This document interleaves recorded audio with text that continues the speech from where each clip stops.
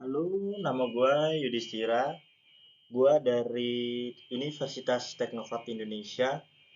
Di video kali ini, gue akan ngejelasin materi tentang kalimat penghubung.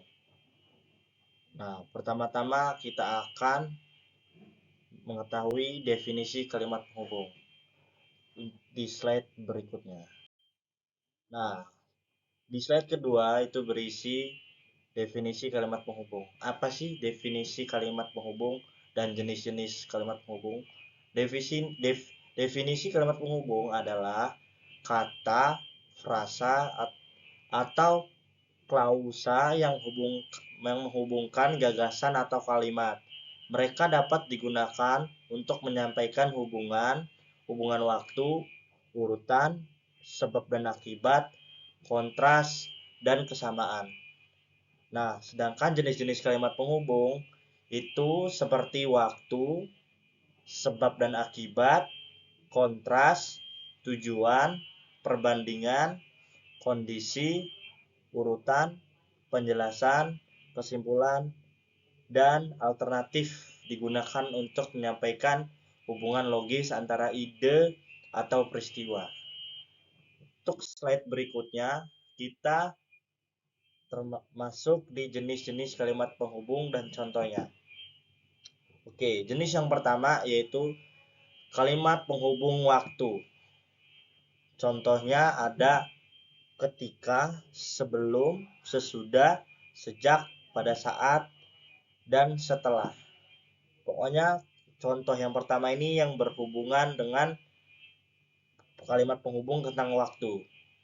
Nah, kalimat penghubung yang kedua, jenis yang kedua yaitu jenis kalimat penghubung sebab dan akibat.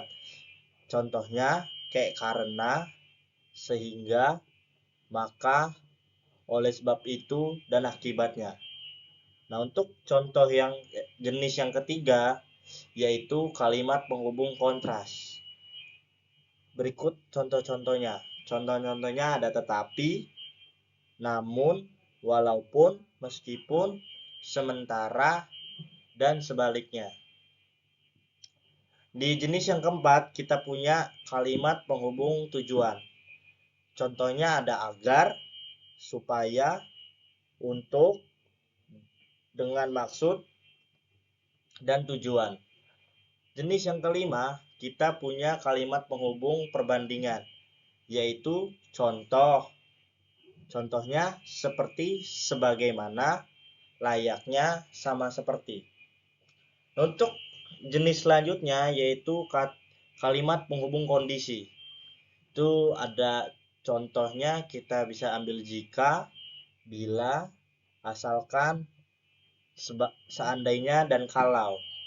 Untuk contoh yang ketujuh, untuk jenis yang ketujuh kita punya jenis kalimat penghubung urutan. Contohnya kayak pertama, kedua, ketiga, selanjutnya, terakhir, dan lain-lain, masih banyak lagi. Untuk jenis yang selanjutnya kita punya jenis kalimat penghubung penjelasan. Kalimat penghubung penjelasan contohnya yaitu, artinya, maksudnya, ialah, dan yakni. Untuk jenis yang kesembilan kita punya kalimat penghubung kesimpulan. Contohnya dengan demikian, akhirnya, pada akhirnya, dan kesimpulannya. Nah, untuk jenis yang terakhir kita ada kalimat penghubung alternatif, yaitu contohnya atau, ataupun, maupun, dan ataukah. Nah, untuk slide selanjutnya kita masuk ke kesimpulan. Kesimpulan dari slide PPT ini adalah kalimat penghubung adalah elemen bahasa yang mengaitkan ide, peristiwa, atau proposisi dalam suatu kalimat.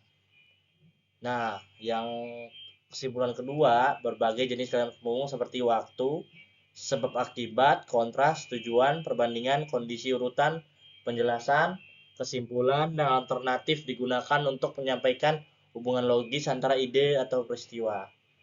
Selesai sudah video ini, jangan lupa di like, di komen, dan tunggu video selanjutnya. Bye bye, thank you.